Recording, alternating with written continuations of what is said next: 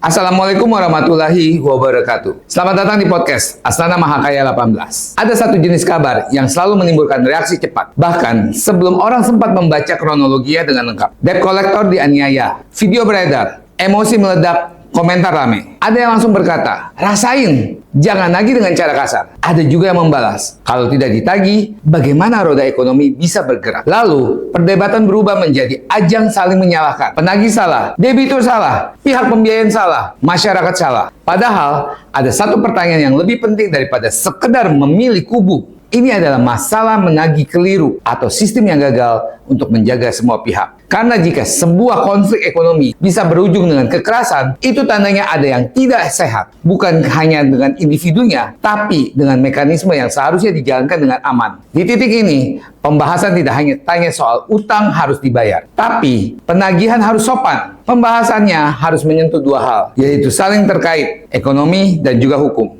Utang bukan hanya cerita gaya hidup, tapi cerita untuk bertahan hidup. Di tengah kondisi ekonomi yang menekan, utang sering timbul sebagai alat untuk bertahan. Bukan sekedar kredit barang, tapi untuk menambal biaya hidup, biaya sekolah, kebutuhan rumah tangga, hingga biaya kesehatan. Ketika ekonomi yang ketat, paling cepat terasa bukan hanya angka-angka, tapi psikologi. Orang menjadi sensitif, mudah tertekan, dan juga mudah dipermalukan. Utang punya dua sifat yang tidak bisa ditawar, yaitu jatuh tempo dan juga tidak peduli dengan suasana hati, tidak peduli dengan kondisi pasar, tidak peduli dengan apakah pendapatan orang baru saja turun. Ketika utang jatuh tempo, bertemu dengan dompet yang belum siap, konflik sering terjadi. Mulai dari telepon, pesan singkat, dan juga peringatan yang datang melalui penagih. Disinilah peran debt collector biasanya terlihat oleh publik.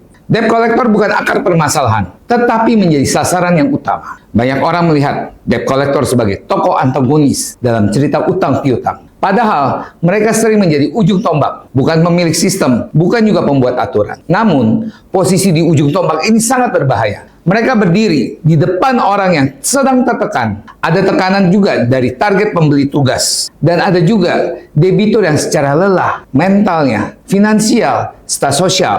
Ketika penagihan dilakukan dengan cara yang salah, misalnya dengan intimidasi, mempermalukan, mengancam, atau memaksa di luar prosedur, dialog berubah menjadi suatu perlawanan. Sehingga ketika ada penagihan yang sebenarnya sesuai prosedur, tetapi berhadapan dengan amarah dan kepanikan, resiko kekerasan tetap terjadi. Di sini ada dua realitas sekaligus. Ada penagih dan juga ada pelanggaran etika yang keliru. Dan kalau penagih menjadi korban, karena sistem yang tidak bisa memberikan pagar perlindungan yang cukup. Ketika ekonomi dan harga diri bertemu, konflik jadi cepat menyala. Utang bukan hanya soal uang, tetapi juga soal martabat. Ketika seseorang ditagih, ia kadang merasa gagal, malu, dan dinilai tidak mampu. Terlebih, jika penagihan dilakukan di depan keluarga atau lingkungan sekitar. Pada titik ini, konflik ekonomi berubah menjadi konflik sosial. Dan konflik sosial, jika tidak diredam, mudah berubah menjadi kekerasan. Disinilah ekonomi tidak bisa dipisahkan dengan hukum. Ekonomi menciptakan tekanan.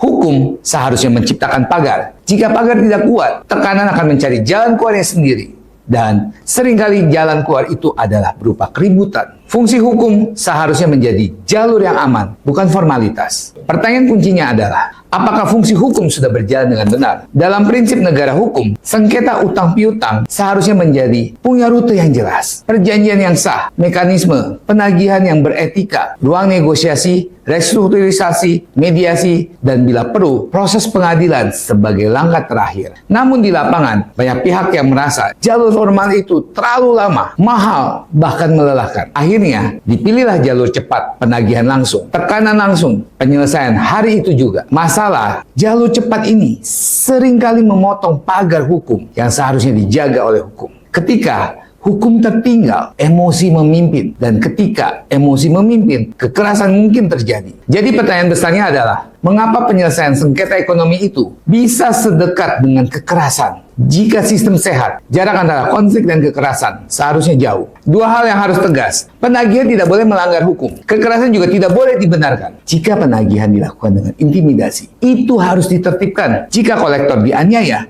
itu juga harus diproses. Negara hukum tidak boleh memilih simpati secara liar. Tindakan yang salah harus ditangani, siapapun juga pelakunya. Dua prinsip yang harus jelas. Penagihan bukan ruang bebas untuk menekan orang tanpa batas, dan utang bukan alasan untuk menganiaya orang. Jika prinsip ini dilanggar, masyarakat hidup dalam logika yang berbahaya, dan juga yang kuat adalah yang menang, yang lemah adalah yang terinjak. Saat logika itu dibiarkan, rasa aman runtuh. Kenapa sistem gagal menjaga? Kasus seperti ini seringkali berulang, dan beberapa kemungkinan yang kerap terjadi. Literasi hukum dan juga finansial yang rendah. Restrukturisasi tidak terasa mudah. Pengawasan terhadap praktek penagihan tidak konsisten, dan juga penegakan hukum baru terasa setelah kejadian. Jika ini benar, kasus debt collector dianiaya bukan sekedar insiden, dan ini adalah gejala bagian dari sistem yang longgar. Jika sistem berjalan dengan benar, konflik bisa diredam sebelum terjadi kekerasan. Bayangkan, jika sistem berjalan dengan ideal, penagih hanya yang terdaftar dan bermandat saja. Jelas, cara penagihannya punya standar, tidak mengancam, tidak mempermalukan, tidak memaksa. Debitur juga punya kanal cepat untuk negosiasi. Aparat dan juga regulator memiliki jalur untuk mediasi yang mudah diakses. Jika itu terjadi, penagihan tetap berjalan, ekonomi tetap berputar, dan masyarakat tetap memiliki rasa aman. Tujuan sistem bukan membuat manusia menang dalam konflik, tetapi menjaga agar konflik itu tidak menghancurkan kehidupan sosial. Pertanyaan dalam judul ini adalah, yang penting, debt collector dianiaya adalah cara yang salah untuk menagih, atau salah sistem yang untuk menjaga? Mungkin jawabannya bukan salah satu, melainkan dua-duanya, tergantung kasus. Namun jika hal ini terus berulang, sulit untuk menyebutkan hanya urusan individu. Sistem perlu dibenahi agar masalah ekonomi bisa diselesaikan dengan cara beradab, bukan dengan kekerasan. Utang tetap harus dibayar, itu prinsip ekonomi. Penagihan harus manusiawi, itu prinsip sosial. Kekerasan tidak dibolehkan, itu prinsip hukum. Jika hari ini penagihan terasa liar dan perlindungan terasa lambat, maka fungsi hukum sedang diuji di kehidupan nyata, dan pertanyaannya tetap sama. Salah cara menagih atau salah sistem menjaga? Jika ingin menjadi narasumber untuk berbagi dengan sudut pandang atau pengalaman yang terkait dengan hal isu ekonomi, sosial, hukum seperti ini, silakan kirim ke email yang ada di bawah ini. Wassalamualaikum